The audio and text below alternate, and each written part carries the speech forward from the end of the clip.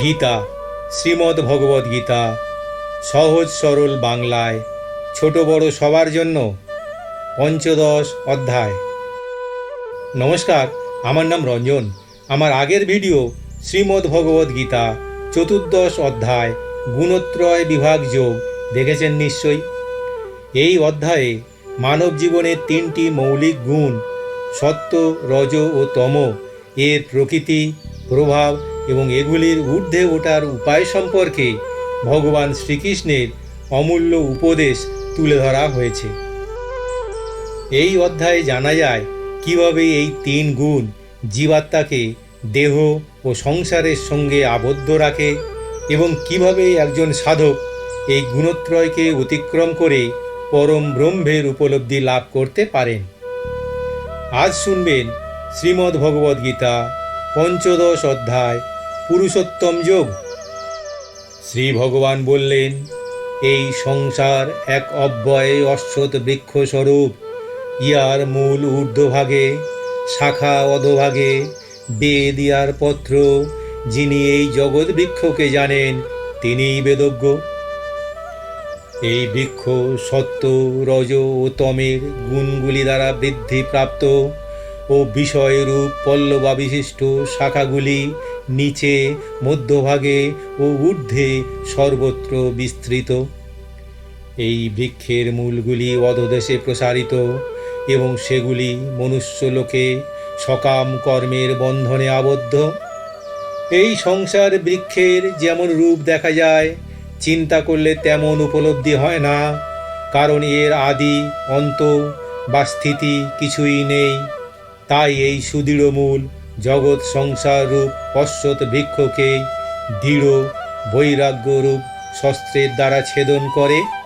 অতঃপর যে পদ লাভ করলে কেহই পুনরায় প্রত্যাবর্তন করেন না, যার মায়া হতে এই চিরন্তনী সংসার বৃক্ষের প্রবর্তন ও প্রসারণ হয়েছে, সেই আদিপুরুষ পরমেশ্বরের আমি শরণাপন্ন হলাম, এই বলে তার অন্বেষণ করতে হয়। যারা অভিমান ও মোহশূন্য, সঙ্গদোষ রহিত, নিত্য অনিত্য, বিচারপরায়ণ, কামনা বাসনা বর্জিত, সুখ দুঃখ আদি দ্বন্দ্বসমূহ থেকে মুক্ত এবং মোহমুক্ত, সেই সকল জ্ঞানী ব্যক্তি পরমপদ পরমাত্মাকে প্রাপ্ত হন। সেই পরমপদকে সূর্য, চন্দ্র বা অগ্নি আলোকিত করতে পারে না এবং যাকে প্রাপ্ত হলে জীব আর সংসারে ফিরে আসে না, সেটাই আমার পরম ধাম। এই জড়জগতে বদ্ধ জীবসমূহ আমারই সনাতন অংশ, কিন্তু সে প্রকৃতির বন্ধনে আবদ্ধ হয়ে মন ও পঞ্চ ইন্দ্রিয়কে আকর্ষিত করে বা নিজের বলে মেনে নেয়। বায়ু যেমন গন্ধের স্থান থেকে গন্ধ আহরণ করে অন্যত্র নিয়ে যায়, তেমনি শরীরের অধিপতি জীবাত্মাও একটি দেহ পরিত্যাগ করার সময় মন সহ ইন্দ্রিয়গুলোকে সঙ্গে নিয়ে অন্য দেহকে আশ্রয় করে। এই জীবাত্মা মনকে আশ্রয় করে কর্ণ, চক্ষু, ত্বক, জিহ্বা ও নাসিকা এই পঞ্চ ইন্দ্রিয়ের সাহায্যে শব্দ, স্পর্শ, রূপ, রস ও গন্ধ এই পঞ্চ বিষয়কে উপভোগ করে। শরীর কিভাবে পরিত্যাগ করা হয় এবং অন্য শরীরে কিভাবে অবস্থিতি হয়, অথবা প্রকৃতির গুণের দ্বারা প্রভাবিত হয়ে কিভাবে তার পরবর্তী শরীর সে উপভোগ করে, অজ্ঞ ব্যক্তিগণ তা জানতে পারে না, কিন্তু জ্ঞান চক্ষু বিশিষ্ট ব্যক্তিগণ সমস্ত বিষয় দেখতে পান। যত্নশীল যোগী আপনাতে অবস্থিত এই জীবাত্মাকে দর্শন করেন, কিন্তু অশুদ্ধ চিত্ত অবিবেকীগণ যত্ন করেও এই জীবাত্মাকে দেখতে পায় না। সূর্যের যে তেজ সমস্ত জগৎ উদ্ভাসিত করে, যে তেজ চন্দ্র অগ্নিতে বিদ্যমান রয়েছে, সে সমস্ত আমারই তেজ বলে জানবে।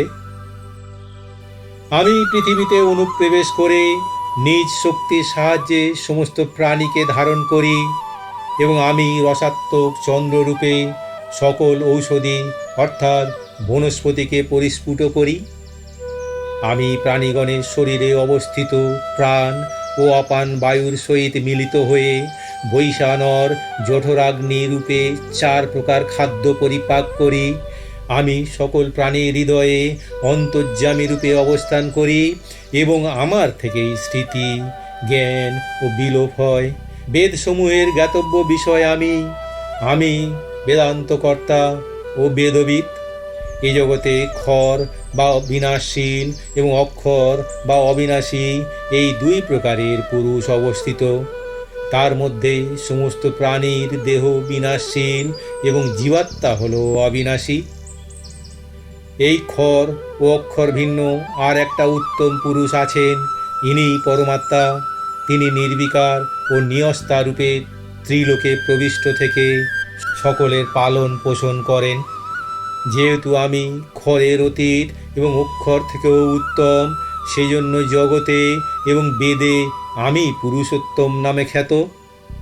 হে ভারত, এই রূপ মোহবর্জিত হয়ে যে ব্যক্তি আমাকে পুরুষোত্তম বলে জানতে পারেন, তিনি সর্বজ্ঞ হন এবং তিনি সর্বতোভাবে আমাকে ভজনা করেন।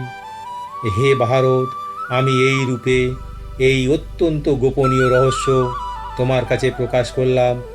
এই তত্ত্ব জেনে মানুষ জ্ঞানী ও কৃতার্থ হন। ইতি পুরুষোত্তম যোগ নামক 5ম অধ্যায় সমাপ্ত। লাইক ও সাবস্ক্রাইব করে দেবেন প্লিজ, তাহলে গীতার পরবর্তী অধ্যায়গুলো একের পর এক চলে আসবে আপনার কাছে। ঈশ্বরের অস্তিত্বে বিশ্বাসের পক্ষ থেকে সবাইকে জানাই আন্তরিক নমস্কার।